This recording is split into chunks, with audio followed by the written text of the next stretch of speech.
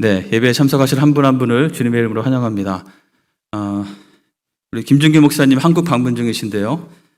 부모님 건강 때문에 나가셨는데 부모님도 건강하시고 한국에서 좋은 일정 보내고 있다고 연락을 받았습니다. 이제 오는 수요일 날 돌아오시게 되는데 끝까지 안전하게 잘 돌아오실 수 있도록 기억하면서 기도해 주시기 바랍니다. 우리 최동감 원로 목사님도 수술 이후에 회복 중에 있으신데요. 많이 기도해 주셔서 잘 회복되고 있지만 여전히 많은 기도가 필요한 상황입니다.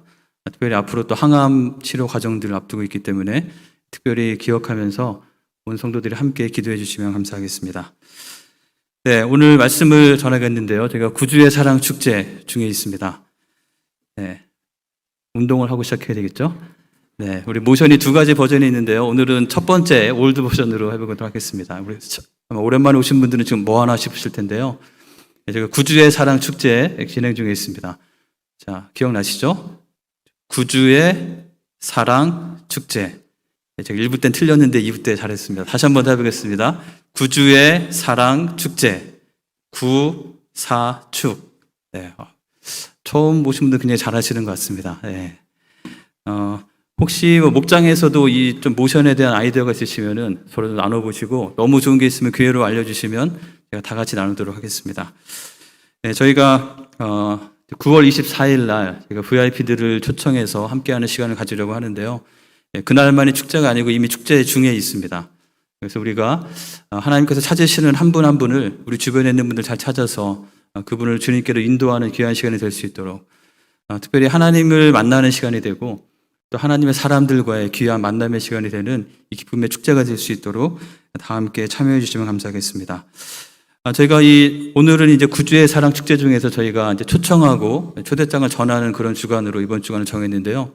특별히 전하는 자로서 부르신 우리의 부르심에 대해서 같이 나눠보려고 합니다. 오늘 본문 로마서 10장 13절에서 15절에 보면 한 사람이 구원을 받기까지 어떤 과정들이 필요한지 말씀에 잘 설명이 되어 있습니다. 한 사람이 구원을 받으려면 어떤 사람이 구원을 받을 수 있을까요? 우리 13절에 나와 있죠. 주의 이름을 부르는 자가 구원을 받는다고 말씀했습니다. 근데 한 사람이 주의 이름을 부르려면 어떤 것이 필요할까요?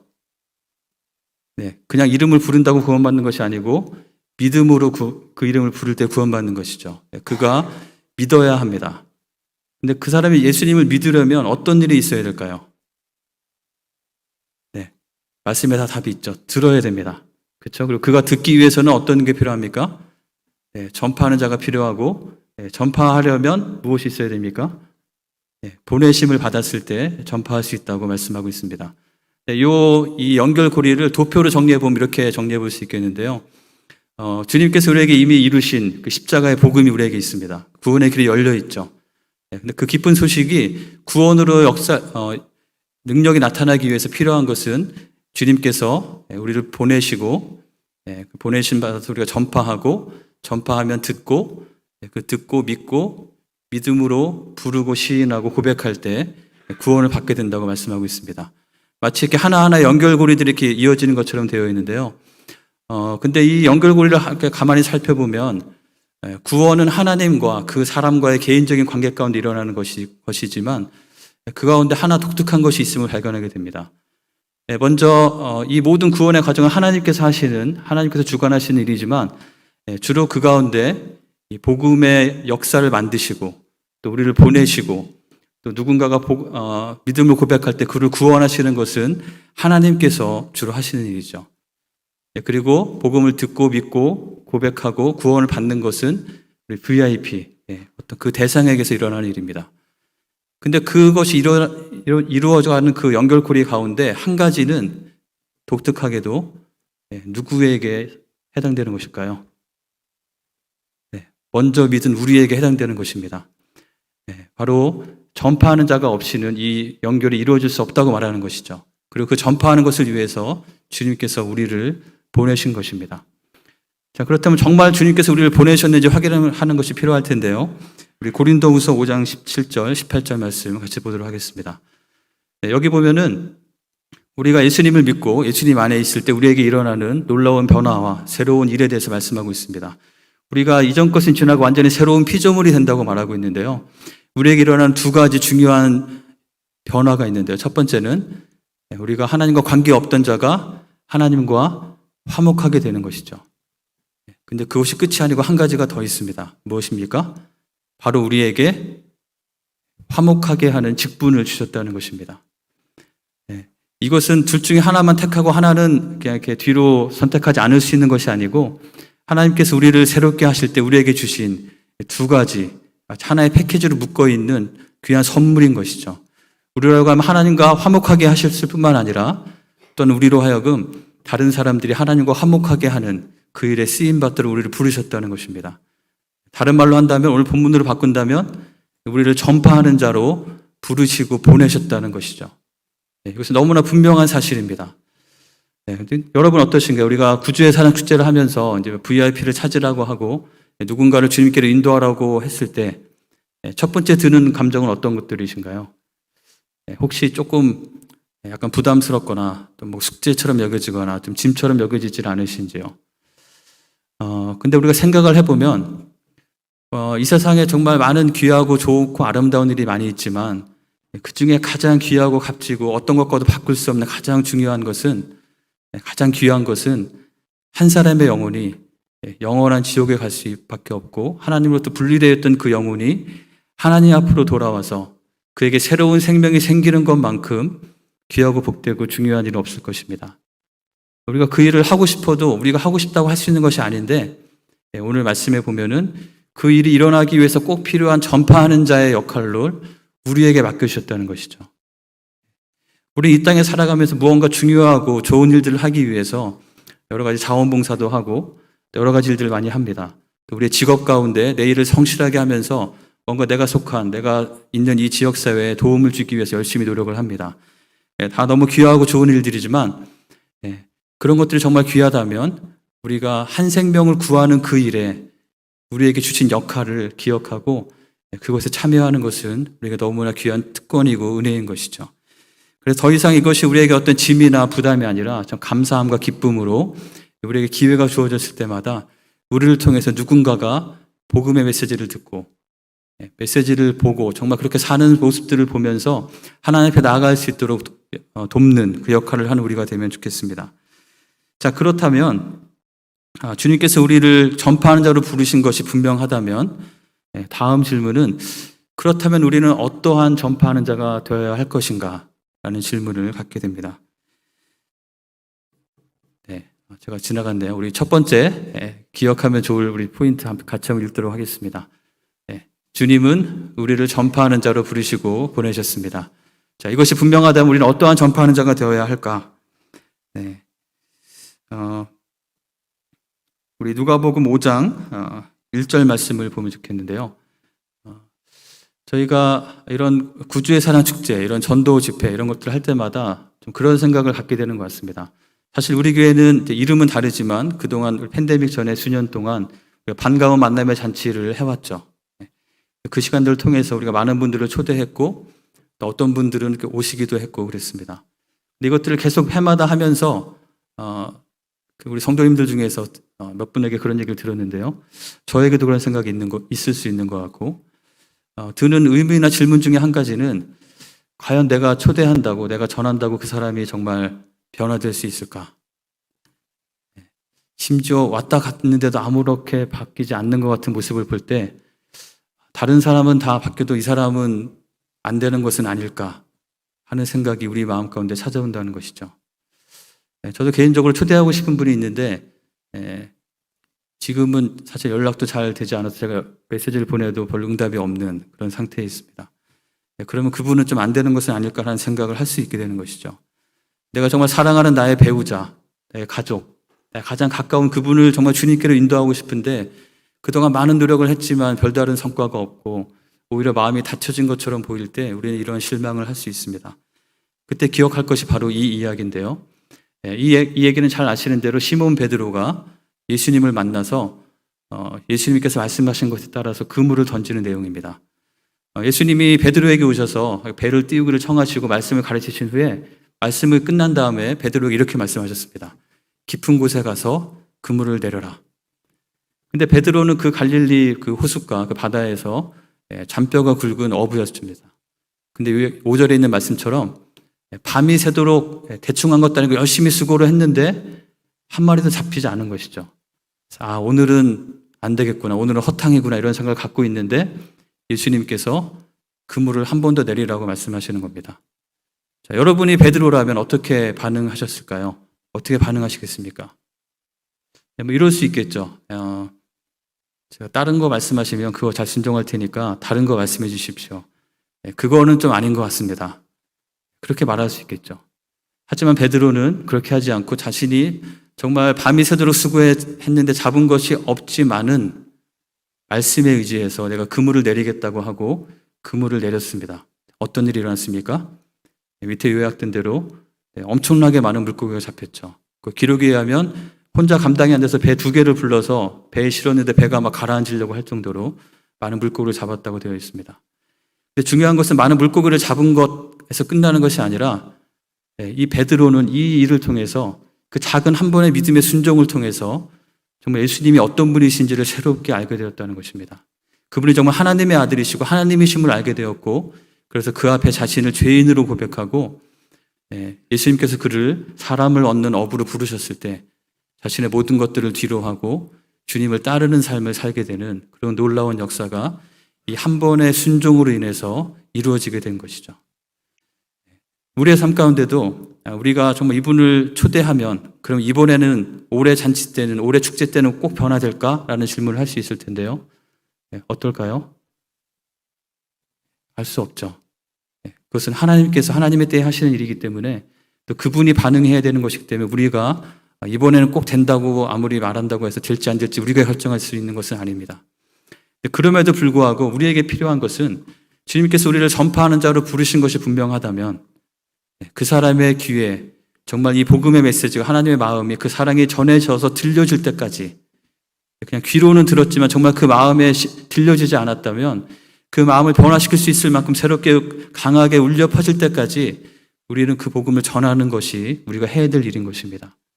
믿음으로 하나님께서 하실 수 있음을 믿고 할 때 하나님께서는 분명히 하나님의 때에 그 일을 하실 것이고 또 더 중요한 것은 그러한 믿음의 순종들을 통해서 우리가 하나님이 어떤 분이신지 알게 되고 그 하나님 앞에 우리가 새로운 존재로 우리의 가치관과 세계관과 우선순위가 변화되는 그런 놀라운 역사가 우리 가운데 일어날 수 있다는 것이죠.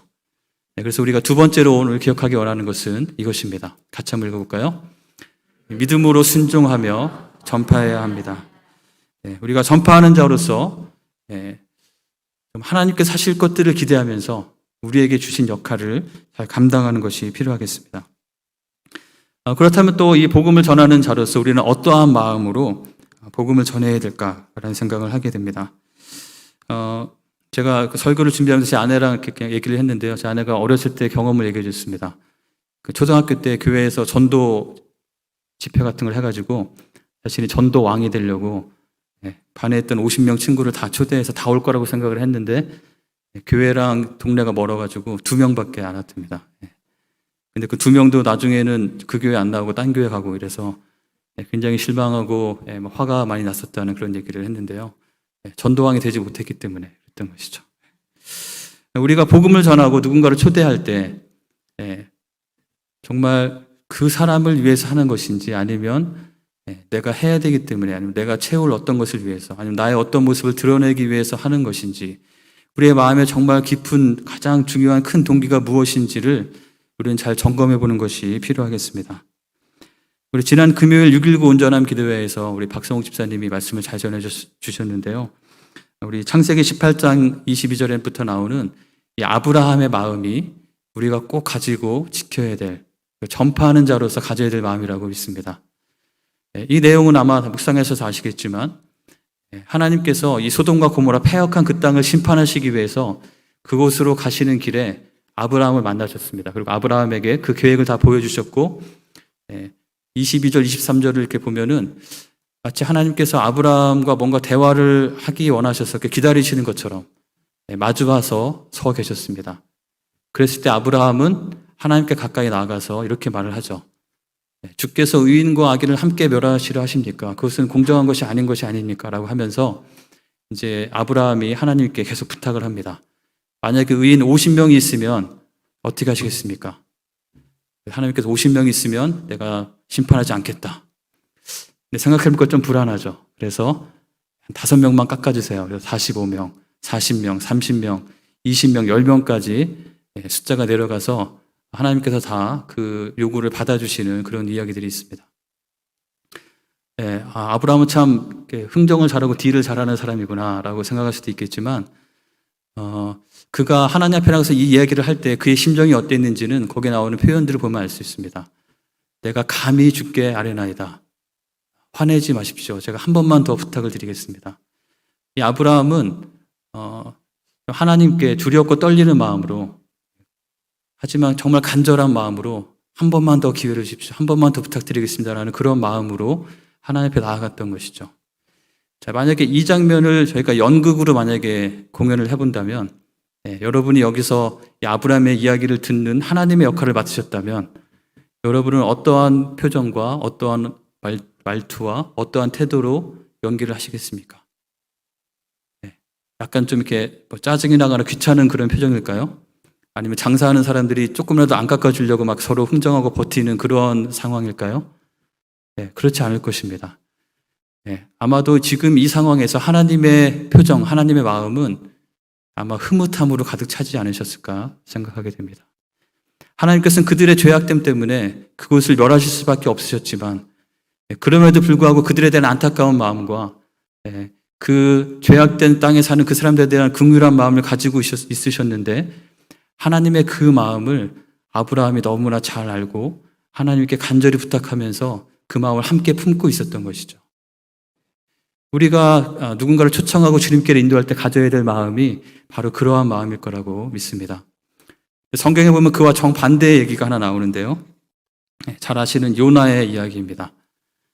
요나는 아시는 대로 하나님께서 이 느느웨라는 곳으로 가서 그곳에 심판이 올 것이니 회개하라는 말씀을 전하라고 했는데 그렇게 하기 싫었죠. 그래서 반대로 가다가 물고기 뱃속 체험도 하고 결국에는 느느웨로 도착해서 그곳에 말씀을 전했습니다.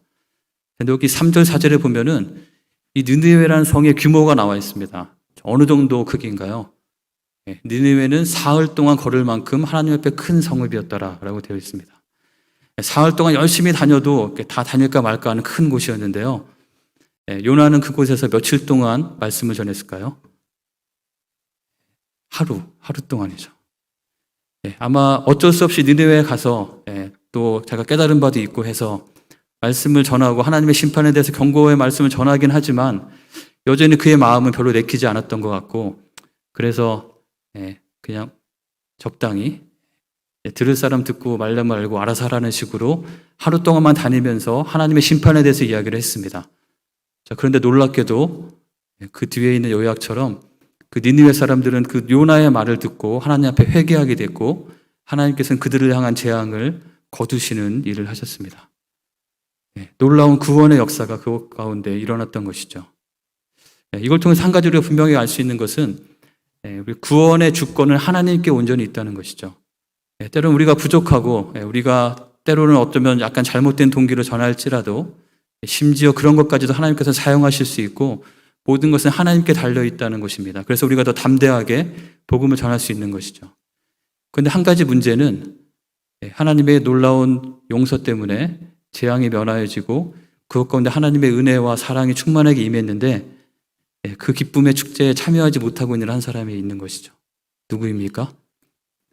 바로 요나입니다. 요나서 4장에 보면 하나님 앞에 화를 바락바락 내고 있는 요나의 모습을 발견하게 됩니다.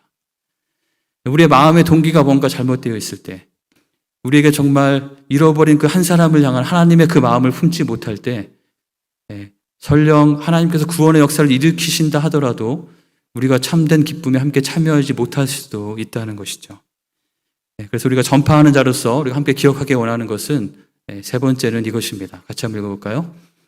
진정한 사랑의 마음으로 전파해야 합니다. 진정한 사랑의 마음은 바로 그 잃어버린 사람들 한 사람 한 사람을 향하신 하나님 아버지의 그 마음을 우리도 함께 품고 그 마음으로 그들에게 나아가는 것이죠. 우리가 전파하는 자로서 우리가 꼭 전해야 될 메시지들이 있는데요. 우리가 전해야 될 그 복음, 그 메시지가 무엇인지가 오늘 본문의 앞부분에 나와 있습니다. 9절부터 나와 있는데 우리 11절부터 같이 한번 보도록 하겠습니다. 여기 보면은 우리 11절 같이 한번 읽어보겠습니다. 성경에 이르되 누구든지 그를 믿는 자는 부끄러움을 당하지 아니하리라 하니, 13절에는 누구든지 주의 이름을 부르는 자는 구원을 받으리라 라고 말씀하고 있습니다. 누구든지 믿는 자는 부끄러움을 당치 않고 누구든지 주의 이름을 부르는 자는 구원하시겠다고 말씀하신 것이죠. 이것이 기쁜 소식이고 이것이 복음인 이유는 바로 누구든지에 있습니다. 하나님께서는 누구든지 하나님 앞에 나와서 정말 주님을 믿고 예수 그리스도 앞에 자신의 죄를 고백하고 주님 앞에 나아갈 때 누구든지 부끄러움을 당치 않고 구원을 주시겠다고 말씀하십니다. 부끄러움을 당한다는 건 어떤 것일까요? 내가 용기를 내서 저 사람에게 화해의 손길을 내밀었는데, 내가 미안하다고 잘못했다고 했는데 저 사람이 너는 내가 용서하지 못하겠다 라고 한다면 굉장히 민망하고 부끄럽겠죠. 근데 하나님 앞에는 그런 일이 절대로 있지 않다는 것입니다. 그 누구도 우리가 과거에 어떠한 삶을 살았던, 어떠한 모습이 있었던지 관계없이 누구든지 주님 앞에 나와서 예수 그리스도의 그 복음을 믿고 주의 이름을 부르는 자는 부끄러움을 당치 않고 구원을 주시겠다고 말씀하고 있습니다. 12절에 보면은 유대인이나 헬라인이나 차별이 없이 그렇게 하신다고 말씀하셨습니다. 유대인은 아마도 이 율법에 또 하나님과의 관계 가운데 그래도 익숙해져서 살아왔던 그런 사람들이겠죠. 그들이 보기에는 헬라인은, 이방인들은 하나님을 알지도 못하고 사는 정말 이방인, 정말 미개한 사람들처럼 보였을 텐데, 이 그리스도의 복음은, 이 구원은 유대인이든 헬라인이든 관계없이 차별이 없이 누구든지 그 이름을 믿고 부르는 자에게 주시는 것입니다. 그래서 한 분이신 주께서 모든 사람의 주가 되시고 그를 부르는 모든 사람에게 부요하시다고 선포하고 있는 것이죠. 하나님의 은혜는 다함이 없고 그 어떤 누구도 품으시고 회복시키시고 살리실 수 있을 만큼 풍성한 것이 하나님의 은혜인 것입니다. 이 말씀을 보면서 한 가지 기억나는 얘기가 있는데요. 우리 누가복음 15장에 나오는 이야기입니다. 우리 몇 주 전에도 우리 김중규 목사님 통해서 15장의 앞부분에 대한 나오는 이야기를 들었는데요. 누가복음 15장에는 무언가를 잃어버렸다 찾는 이야기가 세 가지가 나오죠. 맨 처음에는 무엇을 잃어버렸었죠? 잃어버린 양을 찾는 이야기가 나오고, 두 번째는 잃어버린 동전, 그리고 이제 오늘 여기 본문 누가복음 15장 11절부터 32절 마지막 세 번째는 우리가 탕자 이야기로 알고 있는, 돌아온 탕자로 알고 있는 그 이야기인데요. 사실 이 이야기는 이렇게 시작합니다. 또 이르시되 어떤 사람에게 두 아들이 있는데, 우리는 이 나쁜 놈, 그 둘째 아들에 더 잘 기억하고 거기에 포커스를 두고 있지만, 사실 이야기는 그 둘째 아들에 대한 이야기뿐만 아니라 첫째 아들에 대한 이야기도 중요하다는 것이죠. 실제로 거기에 말씀에 있는 구절들을 보면 12절에서 24절까지가 둘째 아들 이야기고요. 25절부터 32절까지는 첫째 아들 이야기입니다. 두 이야기가 비중이 그렇게 차이가 나지 않는 것이죠. 그 내용을 좀 살펴보면 이렇습니다. 우리 둘째 아들의 모습인데요. 둘째 아들은 잘 아시는 대로 그는 아버지가 분명히 살아계신데, 건강하게 살아계신데 아버지에게 가서 어차피 나한테 주실 거니까 유산을 좀 미리 주십시오. 미리 땡겨 주십시오. 그래서 그 유산을 받아가지고 나갔습니다. 일단 그 자체가 인정할 수 없고 용납할 수 없는 정말 폐륜적인 행동인 것이죠. 아버지가 살아계신데 유산을 달라고 하는 것은 마치 아버지가 그냥 돌아가신 셈 쳤으면 좋겠습니다라고 말하는 것과 마찬가지인 것이죠.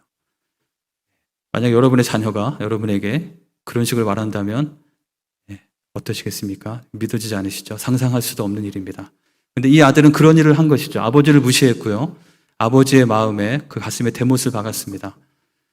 그리고 나가서 뭔가 좀 투자를 하고 뭔가 좀 일을 하다가 뭐 사업이 안 돼서 망한 게 아니라 정말 허랑방탕하게 그 모든 소유를 다 탕진해 버렸습니다.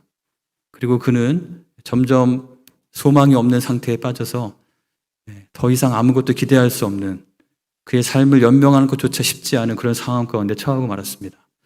그에게 있는 유일한 소망은 혹시 자기가 아버지께로 갔을 때 혹시라도 아버지께서 자신을 좀 긍휼히 여겨주셔서 혹시라도 종으로라도 좀 받아주신다면 그것이 내가 그래도 살아갈 수 있는 유일한 소망이겠다, 이런 마음에 처해 있는 그런 사람인 것이죠. 그가 그런 마음으로 아버지께로 돌아왔죠. 그때 아버지는 어떻게 했죠? 저기 20절에 있는 말씀처럼 멀리서 그 아들이 오는 것을 보고 그 아버지는 그를 보고 바로 알아보고 불쌍히 여겨서 그에게 달려가서 그의 목을 안고 입을 맞추었습니다.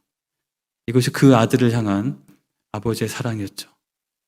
이것이 둘째 아들에 대한 이야기입니다. 근데 이야기는 여기서 끝나는 것이 아니라 첫째 아들에 대한 이야기로 이어지고 있습니다. 첫째 아들은 어떤 상황입니까? 그는 자신이 아버지의 명령을 어김이 없이 다 지켰다고 말합니다. 실제로 그는 물리적으로 아버지의 곁을 떠나지 않았고 아버지께 그런 이상한 그런 못된 말을 하지도 않았던 것 같습니다.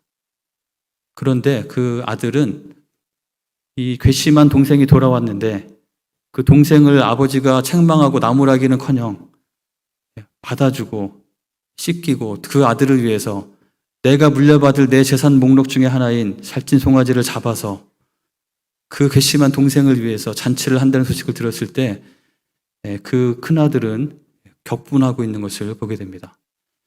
그는 막 화를 내면서 집안에 큰 잔치가 열리고 사람들이 기뻐하고 막 즐거워하고 있는데 자신은 그곳에 들어가기를 거부하면서 바깥에 버티고 있는 그런 상황인 것이죠. 아버지는 어떻게 했습니까? 아버지가 또 그 첫째 아들을 찾아서 나가는 것이죠. 그래서 그에게 권면하고 있습니다. 그리고 이야기는 그 권면에 대해서 첫째 아들이 어떻게 반응했는지는 이야기하지 않으면서 예수님께서 이 이야기를 마치십니다. 팀 켈러 목사님의 탕부 하나님이라는 책이 있는데요. 우리 도서관에 아마 이 책이 있는 것 같습니다. 우리 FKBC 전자도서관에도 책이 있는데요. 꼭 한번 읽어보시면 좋겠습니다. 보면 Prodigal God이라고 되어 있는데요. 이 탕부, 사실 탕자가 막 모든 것을 낭비하고 허비해버리는 그런 사람으로 알고 있는데 사실 어떻게 보면 하나님이 마찬가지이다. 하나님의 은혜와 하나님의 사랑을 아낌없이 그냥 쏟아부어 주시는 분이다라고 이야기하는 것입니다. 그분의 책에 보면 둘째 아들을 이렇게 정의하고 있습니다. 둘째 아들은 내가 뭔가 원하는 것을 얻어내기 위해서 기존에 있던 질서나 이런 걸 다 걷어치우고 그냥 뛰쳐나가서 내 마음대로 행하는 그런 유형이죠. 그래서 자아 발견형이라고 명명했습니다. 그에 반해서 첫째 아들은 이런 형태죠. 똑같이 뭔가 내가 원하는 것을 얻어내기 위한 것인데 그 방법과 표현이 좀 다른 것 뿐입니다. 첫째 아들은 꾹 참고 버팀으로써 아버지가 얼른 언젠가 돌아가시면 다 모든 것을 내 것으로 받고 그때는 내 마음대로 할 수 있겠다라는 마음으로 함께 있지만 아버지에 대한 마음은 전혀 없는 그런 상황인 것이죠. 그의 마음속에는 뿌리 깊은 이기심과 또 두려움에 기초한 둘째 아들처럼 용감하지 못하기 때문에 뛰쳐나가지 못하고 하지만 그 마음의 깊은 동기는 여전히 아버지에 대한 마음은 아버지는 좀 왠지 부담스럽고 좀 불편한 존재이고 내 마음대로 하고 싶은 그 마음의 동기를 가지고 있는 그러한 모습인 것이죠. 이들을 향한 이 두 사람의 공통점이 있는데요. 그 공통점은 두 사람 모두 잃어버린 아들들이라는 것입니다. 그래서 누가복음 15장의 이 뒷부분 세 번째에 나오는 그 이야기는 사실 탕자의 이야기라기보다는 잃어버린 두 아들들에 대한 이야기라고 보는 것이 정확한 것 같습니다. 우리는 어떤 모습인가요? 아마 이렇게 주일날 교회에 나오셨기 때문에 아마 둘째 모습은 아니시리라고 믿습니다. 아니시길 바랍니다. 그렇지만 우리가 교회도 잘 나오고 또 뭔가 내가 그 룰을 잘 지키고 뭔가 이렇게 정해진 대로 잘 하고 있기는 하지만 정말 나의 마음 가운데 혹시라도 첫째 아들과 같은 모습의 그런 상태에 있지는 않은지 우리 자신을 돌아보는 것이 필요하겠습니다. 하나님과 함께하고 있는 것처럼 보이지만 겉으로 드러나는 모습은 그럴듯해 보이지만 우리 마음속의 동기는 어떠한지 아무도 보는 사람이 없을 때 나는 어떤 모습으로 행하고 있는지 대놓고 둘째 아들처럼 하진 않지만 은근히 둘째 아들과 같은 모습으로 즐기고 있는 것이 우리에게 있지는 않은지 우리 돌아보는 것이 필요하겠습니다. 그런데 더 놀라운 것은 이 두 아들에 대한 아버지의 반응입니다. 아버지는 이 두 아들 모두를 기다리시고 그들을 찾아서 나서시는 그 아버지인 것이죠. 그것이 바로 하나님의 사랑을 나타내는 것입니다. 둘째 아들에 대한 아버지의 사랑은 어떻게 표현됐습니까? 자신의 체면이나 모든 것을 다 내려놓고 그 아들을 위해서, 그 아들이 얼마나 힘들고 또 죄스럽고 두렵고 떨리는 마음으로 아버지가 나를 받아줄지 말지 불안한 마음으로 나아왔겠습니까? 그것을 미리 알고 달려나가서 그를 안고 입을 맞추고 그를 다시 회복시키시는 그것이 바로 하나님의 사랑인 것이죠. 그가 어떠한 모습으로 자기의 마음에 어떠한 큰 상처를 주었든 어떤 큰 배반을 했든 관계없이 그 애를 향해서 그가 다시 자신에게로 돌아오는 그 발걸음의 방향을 틀었을 때 그를 향해서 달려나가시는 것이 바로 아버지 하나님의 사랑인 것입니다. 그뿐만 아니라 겉으로 보기에는 그럴듯해 보이지만 그 마음속에 하나님을 향한 마음이 굳어져 있고 어떻게 보면 자신의 의로 가득 차 있는 그러한 모습을 가지고 있는 큰아들에 대해서도 찾아 나가서 만나시고 타이르시고 다시 돌이키기를 원하시는 그것이 바로 아버지 하나님의 마음인 것이죠. 우리가 전해야 될 복음은 바로 이것입니다. 주님께로 나아갈 때 그곳에 회복과 구원과 새 생명의 기회가 있다는 것이고 우리 하나님은 우리가 어떠한 모습이든지 우리가 어떠한 마음으로 좀 하나님 앞에 서기 부끄러운 모습이든지 관계없이 우리가 얼마나 절망하고 얼마나 망했든지 상관없이 하나님께로 나아갈 때 우리를 받아주시고 하나님의 그 풍성하시고 부유하신 사랑으로 우리를 새롭게 하실 수 있는 분이라는 것이 우리에게 주어질, 우리가 전해야 할 바로 기쁜 소식, 그 메시지인 것이죠. 그래서 로마서 5장 8절은 이렇게 기록합니다.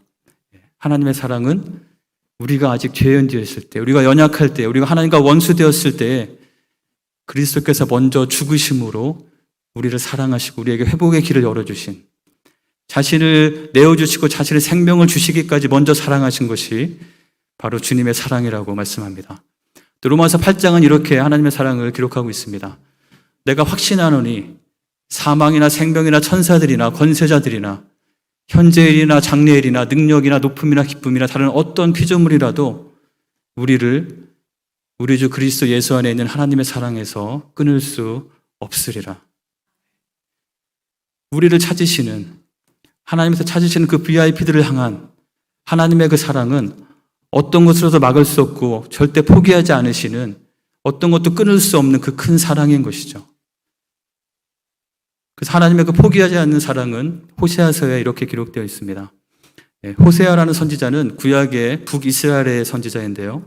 북이스라엘이 하나님 앞에 정말 범죄하고 타락해서 정말 그 부부 생활에 그 정조를 지키지 않고 음란을 행하는 것처럼 껄핏하면 우상을 향해 나가는 그들을 향해서 하나님이 경고하시면서 또한 그럼에도 불구하고 그들을 회복시키기 원하시는 그 사랑의 메시지를 전한 것이 호세아입니다.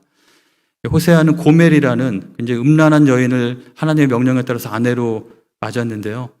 그 여인이 또 도망가서 또 그런 일을 했을 때 찾아가서 다시 그 사람을 데리고 와서 다시 자신의 아내로 삼게 하는, 그걸 통해서 하나님께서 주시고자 하는 메시지를 그의 삶을 통해서 증거했던 그 사람입니다. 그 호세아가 6장 1절에서 이렇게 말하고 있죠. 다 같이 한번 읽어볼까요? 오라, 우리가 여호와께로 돌아가자. 여호와께서 우리를 찢으셨으나 도로 낫게 하실 것이요 우리를 치셨으나 싸매어 주실 것임이라. 그들의 범죄함으로 하나님께서 어쩔 수 없이 그들을 돌이키기 위해서 그들을 치시고 찢으시지만 하나님은 거기로 끝내는 것이 아니시고 그들을 다시 낫게 하시고 싸매어 주시고 회복시키시고 다시 그들을 품고 온전케 하시길 원하시는 분이 하나님이시라는 것입니다. 그래서 그 하나님의 사랑으로 우리가 여호와께로 돌아가자라고 말하고 있는 것이죠. 앞에 나오는 그 잃어버린 두 아들의 예화, 그 예화를 묵상하면서 좀 엉뚱한 생각을 해봤습니다. 이 가정에 늦둥이가 생기는 것이죠. 이건 어차피 예수님도 지어낸 얘기를 하셨기 때문에 큰 상관없을 것 같습니다. 근데 그 셋째 아들이 저 사진에 나오는 아이의 표정처럼 뭔가 이렇게 성장 과정에서 큰 어려움을 겪으면서 둘째 아들처럼 아버지의 재산을 가지고 가출을 해버렸습니다. 자, 이런 상황이라면 자, 돌아온 탕자였던 둘째 아들은 어떻게 반응을 했을 것 같으십니까? 네, 다양한 상상에 맡기겠습니다. 근데 이 둘째 아들이 만약에 마치 과거에 자신이 돌아왔을 때 첫째 아들이 했던 것처럼 그런 모습을 보인다면 그게 합당하지 않은 것이겠죠. 네, 둘째 아들의 어찌 보면 마땅한 반응은 셋째를 찾아서 나가는 것이겠죠. 왜냐하면 아버지께서 그를 얼마나 안타깝게 여기시고 찾으시는지 알기 때문에, 그리고 또 자기가 가봤기 때문에 어디로 가야지 찾을 수 있는지도 굉장히 쉽게 잘 알 수 있을 것입니다. 그래서 그 셋째를, 방황하고 있는 셋째를 만나서 둘째 아들이 전해줘야 될 가장 중요한 말은 무엇일까요? 아버지께로 돌아가자. 네가 지금 이렇게 헤매고 있는데 이거 금방 끝나고 곧 망한다 너는. 네가 살 길은 아버지께로 가는 것밖에 없다라고 말해줘야겠죠. 네가 두렵고 무서워서 아버지한테 매맞을까 봐 머뭇거리고 있다면 걱정하지 말아라. 우리 아버지는 네가 정말 잘못하고 나쁜 짓을 했지만 그럼에도 불구하고 정말 뉘우치고 돌아가면 언제든지 받아주시는 사랑과 은혜가 풍성하신 부유하신 분이시다. 그 말을 바로 전해줘야 될 것입니다. 이것이 바로 우리가 전해야 될 그 메시지인 것이죠. 그래서 우리가 전해야 될 메시지, 우리 마지막 같이 한번 읽어보겠습니다. 우리가 전할 메시지는 하나님께로 돌아가자입니다. 이 메시지는 정말 복음이 필요한 그분뿐만 아니라 지금 우리에게도 필요한 메시지가 아닌가 생각이 듭니다. 혹시 우리의 마음을 돌아볼 때, 지금 이 시간에 우리의 모습을 돌아볼 때 복음이 필요한 그분에게뿐만 아니라 지금 나에게도 내가 정말 하나님께로 다시 돌아가야 될 어떤 모습들이 있다면, 내 마음의 중심이, 내 삶의 초점이 하나님의 마음과 달리 다른 어떤 것에 꽂혀져 있다면, 그것 때문에 아버지 하나님의 마음을 아프게 하고 있는 것이 우리에게 있다면, 이 소식을 아버지께로 돌아가자라는 말을 전하면서 동시에 우리의 귀에 그 메시지가 분명히 들려져야 할 것이고, 우리가 먼저 주님 앞으로 돌아가는 것이 필요하겠습니다. 말씀을 마치고 같이 한번 기도하는 시간을 가지려고 하는데요.